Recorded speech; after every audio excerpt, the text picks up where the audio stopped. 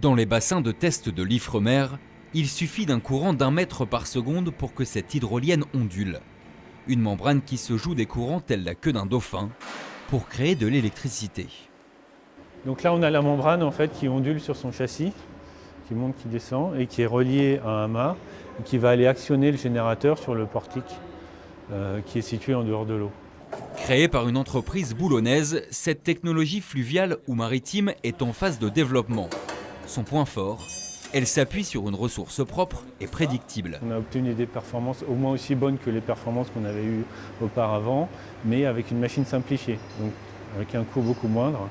Et ça donne vraiment bon espoir pour le démonstrateur qu'on va mettre dans l'eau l'année prochaine. La phase suivante est la conception d'une machine standard de 5 mètres par 5, capable d'alimenter en électricité une dizaine de foyers. À terme, le but est de pouvoir créer des fermes de plusieurs dizaines d'hydroliennes. Il y a 2 freins principaux.